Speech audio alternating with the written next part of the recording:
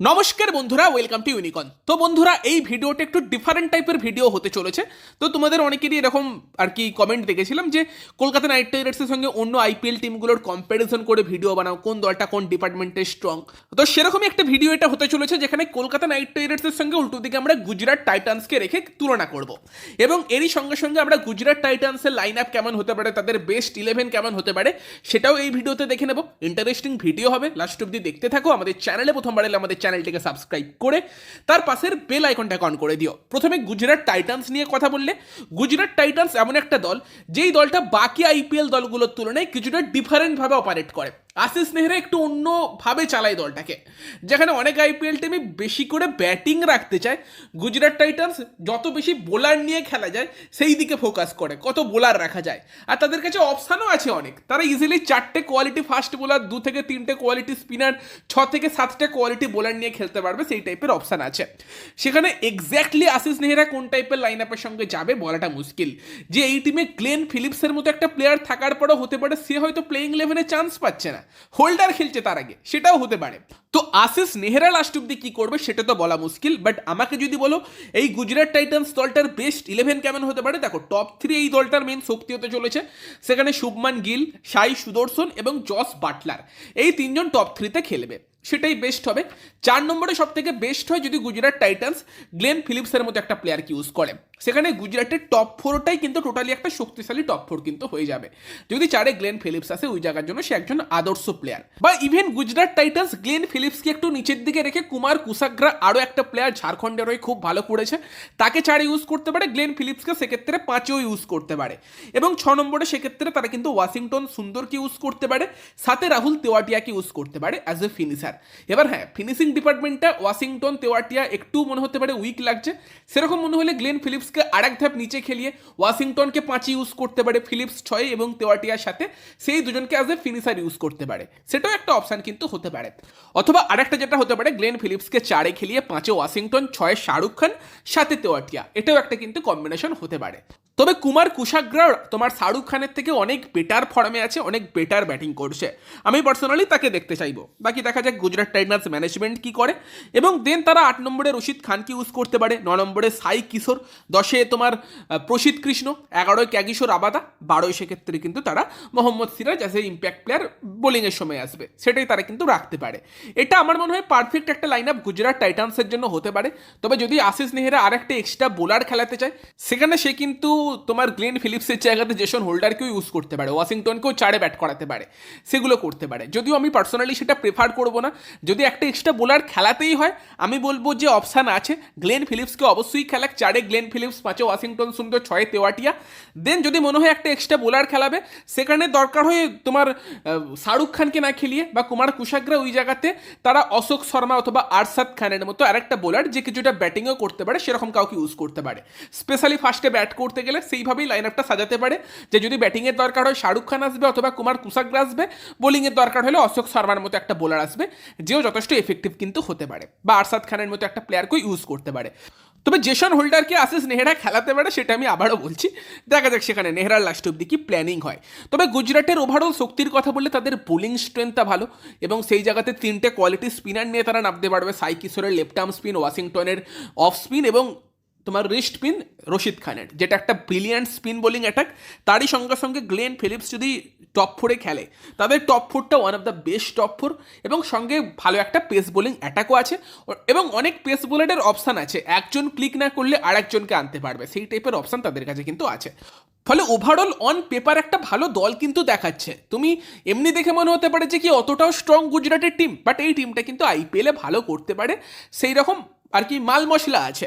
এবার সেই জায়গাতে দাঁড়িয়ে যদি আমরা কলকাতা নাইট রাইডার্সের মধ্যে একটা দলের সঙ্গে তুলনা করি, যেই দলটার সঙ্গে আমরা এই দলটার অনেক সিমিলারিটিস দেখতে পাবো, যে কেকেআর দলেও টপ 3 কিন্তু একটা বড় ভূমিকা এই মরশুম পালন করতে চলেছে, তার সঙ্গে স্ট্রং স্পিন বোলিং একটা কেকেআরেরও আছে, সেই জায়গাগুলি কিন্তু আমরা অনেকটা সিমিলারিটিস গুজরাটের সঙ্গে পাবো। যদি আমরা প্লেয়ারের সঙ্গে 1v1 তুলনা করি, কলকাতার জন্য যে লাইন আপটা নিয়ে আমরা বারবারই আগে আলোচনা করেছি, সেই লাইন আপটাই রাখছি, যেখানে obviously Finn Allen, Ajinkya Rahane open, 3 নম্বরে ক্যামেরুন গ্রিন, 4 নম্বরে আমি এখানে অঙ্গক্রিস রঘুবংশী স্ল্যাশ তেজস্বী ধাইয়া, সেই অপশানটা রাখছি। তেজস্বী খেললে অবভিয়াসলি রিঙ্কুকে সেক্ষেত্রে আমরা 4-এ ব্যাট করতে দেখতে পেতে পারি। তেজস্বী একটু নিচের দিকে ব্যাট করতে পারে বা 5-এ ব্যাট করতে পারে, তো আমি রিঙ্কুকে 5-এ রাখছি এখানে। ছয়ে অনুকূল রয়, 7 রমনদীপ সিং, 8 নম্বরে সুনীল নারায়ণ, 9 নম্বরে তোমার হর্ষিত রানা, 10 নম্বরে বরুণ চক্রবর্তী, 11 মাতিসা পাথিরানা এবং ইম্প্যাক্ট প্লেয়ার তোমার বোলিংয়ের সময় আকাশদীপ অথবা বৈভব আরোরার মধ্যে একজনকে কিন্তু ইউজ করতে পারে। এই লাইন আপের সঙ্গে যাচ্ছি। তো এবার যদি প্লেয়ারের সঙ্গে 1v1 আমরা তুলনা করি, ফার্স্টে যদি টপ 3-র কথা বলি, দেখো টপ 3-তে একদম ডাইরেক্ট কম্পারিজন এক্স্যাক্ট করাটা একটু কঠিন, বাট এই টপ 3-তে তুমি কেকেআরকে 1 পয়েন্ট দিতে পারবে এবং 2 পয়েন্ট দিতে পারবে গুজরাট টাইটান্সকে। মানে যদি আমরা গিলের সঙ্গে রাহানের তুলনা করি, সেই পয়েন্টটা অবভিয়াসলি গিলের দিকে যাবে। রাহানে ভালো করছে, বাট গিল বেটার ব্যাটসম্যান। এবং বাটলারের সঙ্গে যদি ফিন অ্যালেনের তুলনা করি, এবার ফিন অ্যালেন প্রচুর কনফিডেন্স দিচ্ছে, তবে তারপরও বাটলারের আগে তো ফিন অ্যালেনকে আমরা রাখতে পারবো না, বাটলারকে অবশ্যই সেই জায়গাতে এগিয়ে রাখতে হবে, তো সেই পয়েন্টটা বাটলার পাবে। আর উল্টো দিকে সাই সুদর্শনের কথা বললো, সেও ভালো ব্যাটসম্যান, বাট ক্যামেরুন গ্রিন সে আরও ডেঞ্জারাস হতে পারে, প্লাস ক্যামেরুন গ্রিনের বোলিং, তার ফিল্ডিং, সেগুলো তো এক্সট্রা পাওনা আছেই, সেই জায়গাতে ক্যামেরুন গ্রিন সেই পয়েন্টটা পাচ্ছে। তো 2 পয়েন্ট এখানে গুজরাটের যাচ্ছে, 1 পয়েন্ট কিন্তু কেকেআরের থাকছে। 4 নম্বর জায়গাতে গুজরাট টাইটান্স গ্লেন ফিলিপসকে ইউজ করলে সেই পয়েন্টটাও তাদের কাছে চলে যাবে, যেখানে কিন্তু কলকাতা নাইট রাইডার্সের নম্বর 4 কী হবে সেই নিয়ে একটা এখনও আমাদের মনে প্রশ্ন আছে।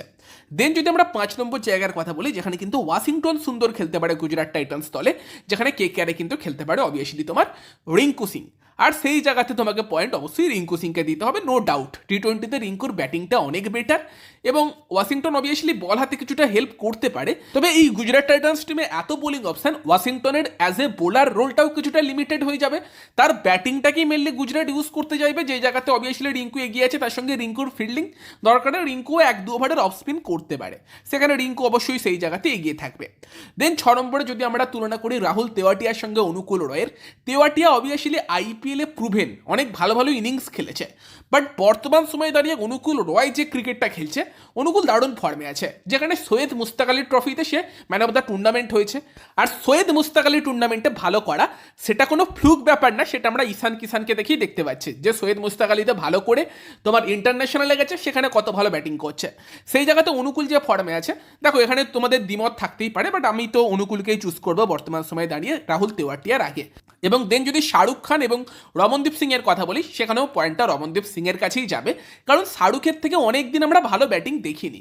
সেই তুলনায় রিসেন্ট টাইমে সৈয়দ মুস্তাক আলীর শেষের কয়েকটা ম্যাচ বিজয় হাজারের ট্রফিতে কিন্তু রমনদীপ সিং অনেক বেটার ব্যাটিং করেছে, এবং সেই জায়গাতে কিন্তু রমনদীপ সিং কিছুটা বোলিংও করতে পারে, ফিল্ডিংয়েও অনেক এগিয়ে থাকবে, তো সেই পয়েন্টটা রমনদীপ সিং এর কাছে যাবে। মানে টপ 4-এ 3টে পয়েন্ট গুজরাট পেল, 5, 6, 7 কিন্তু গুজরাটের তুলনামূলক কিছুটা উইক, যেই জায়গাতে কিন্তু কেকেআরের ওই জায়গাটা নিয়ে প্রশ্ন থাকলেও গুজরাটের থেকে 5, 6, 7 কিন্তু কেকেআরের বেটার। সেখানে কিন্তু কলকাতা নাইট রাইডার্স টপ 7-এ 4টে পয়েন্ট পাচ্ছে, গুজরাটের কাছে থাকছে 3টে পয়েন্ট। দেন যদি আমরা 8 নম্বর জায়গাটার কথা বলি, একদিকে সুনীল নারায়ণ, উল্টো দিকে রশিদ খান, এখানে তুমি কিভাবে ডিফারেন্সিয়েট করবে আমি জানি না। দেখো আমার বর্তমান সময়ে দাঁড়িয়ে মনে হয় রশিদের থেকে সুনীল নারায়ণ বেটার বোলিং করছে, তবে রশিদ ব্যাট হাতেও কিছুটা কন্ট্রিবিউট করতে পারে এবং সমান এফেক্টিভ হতে পারে। যদিও আমি সুনীল নারায়ণকে এগিয়ে রাখবো বর্তমান সময়ে দাঁড়িয়েও, তবে পয়েন্টটা আমি সমান সমানই রাখছি, যে এই পয়েন্টটা কোনো দলকেই দিচ্ছি না। রশিদ খানও কোয়ালিটি স্পিনার, সেই নিয়ে সন্দেহ নেই, সুনীল নারায়ণও কী করতে পারে আমরা জানি, তো এটা সমান সমানই আমরা রাখছি। দেন যদি আমরা কথা বলি হর্ষিত রানা বনাম প্রসিদ্ধ কৃষ্ণ, সেই জায়গাতে অবভিয়াসলি আমি তো হর্ষিত রানাকে এগিয়ে রাখবো। লাস্ট ইয়ার প্রসিদ্ধ Krishna obviously highest wicket taker হয়েছিল, বাট আমরা এবিলিটি জানি প্রসিদ্ধ কৃষ্ণর থেকেও আমরা হর্ষিত রানাকে বেশি ট্রাস্ট করতে পারি, সেটা আমরা ইন্ডিয়ান টিম ম্যানেজমেন্টকেও টি20তে করতে দেখছি। তার পাশাপাশি হর্ষিত ব্যাট হাতেও কন্ট্রিবিউট করতে পারে এবং অনেক বেশি রিলায়েবল, এটা আমি বলবো। সেই জায়গাতে কিন্তু সেই পয়েন্টটাও কলকাতা নাইট রাইডার্সের কাছেই যাবে। আমি তো হর্ষিত রানাকে প্রসিদ্ধ কৃষ্ণর আগে এগিয়ে রাখবো। এবং তারই সঙ্গে যদি আমরা কথা বলি ক্যাগিশোর আবাদার সঙ্গে মাতিসা পাথিরানা নিজের ছন্দে থাকলে অবশ্যই ভালো করতে পারে, বাট ক্যাগিশোর আবাদার আগে তো আমরা পাথিরানাকে রাখতে পারবো না, তো সেই পয়েন্টটা আবাদার কাছে যাবে। দেন যদি আমরা বলি সাই কিশোর বনাম বরুণ চক্রবর্তী, এটাতে আমার কোনো এক্সপ্লেনেশনের দরকার নেই, এটা সাই কিশোরও মানবে যে বরুণ চক্রবর্তী তার থেকে বেটার স্পিনার, তো সেই পয়েন্টটা যাবে কলকাতার কাছে। এবং লাস্টে যদি আমরা মোহাম্মদ সিরাজের সঙ্গে বৈভব আরোরা বা আকাশদীপ যারই তুলনা করি না কেন, সেই জায়গাতে সিরাজ অনেক এগিয়ে থাকবে, তো সেই পয়েন্টটা যাবে গুজরাটের কাছে। তো ওভারঅল 6-5 রেজাল্টে কিন্তু কলকাতা নাইট রাইডার্স গুজরাট টাইটান্সের এই 1v1 প্লেয়ার ব্যাটেলটা কেকেআর জিতবে। যেখানে আমরা দেখতে পাচ্ছি গুজরাটের টপ 4 কেকেআরের থেকে বেটার হলো, কলকাতারও টপ 3 ভীষণ শক্তিশালী, বাট গুজরাটেরটা আরও বেশি রিলায়েবল, সেই জায়গাতে গুজরাট পয়েন্ট পেল। গুজরাট যেই জায়গাতে পিছিয়ে পড়লো সেটা হচ্ছে 5-6-7, তাদের বেশ কিছুটা উইক, এবং তারই সঙ্গে সঙ্গে বোলিং গুজরাটেরও স্ট্রং হলেও কেকেআরেরও স্ট্রং, যেখানে অবভিয়াসলি একদিকে রশিদ থাকলে উল্টো দিকে নারাইন আছে, একদিকে ভরুণ চক্রবর্তী আছে যার জবাব উল্টো দিকে নেই, একদিকে প্রসিদ্ধ কৃষ্ণ থাকলে উল্টো দিকে হর্ষিত রানা আছে, একদিকে রাবাদা থাকলে উল্টো দিকে পাথি রানা আছে, এবং তারই সঙ্গে সঙ্গে মোহাম্মদ সিরাজের হয়তো ক্যাটাগরির বোলার কেকেআরে নেই, বাট আকাশদীপ অথবা বৈভব আরোরা তারা যথেষ্ট এফেক্টিভ হতে পারে নিজেদের দিনে। এবং কলকাতার কাছে যেহেতু ক্যামেরন গ্রিনের মতো একটা অলরাউন্ডার আছে, সেটা একটা এক্সট্রা ফাস্ট বোলিংয়ের অপশান অ্যাড করে, যেটা গুজরাটকে করতে গেলে গুজরাটকে কিন্তু একটা ব্যাটসম্যান কমাতে হবে। সেই জায়গাতে কিন্তু কেকেআর দলে আমরা ব্যালেন্সের দিকটাও বেশি দেখতে পাচ্ছি। তো যদি আমরা অন পেপারের কথা বলি, অনেকটা ক্লোজ, বাট তারপরও স্লাইটলি কিন্তু কলকাতা নাইট রাইডার্স অবশ্যই এগিয়ে আছে, এটা আমি বলবো। বাকি তোমাদের মতামত তোমরা কমেন্টে জানিও। ভিডিওটা ভালো লাগলে ভিডিওটাকে লাইক করে দিও, শেয়ার করে দিও, আমাদের চ্যানেলে প্রথমবার এলে আমাদের চ্যানেলটিকে সাবস্ক্রাইব করে তার পাশের বেল আইকনটাকে অন করে দিও। তো চলো গাইস, এই ভিডিওতে এই পর্যন্তই, বাই বাই।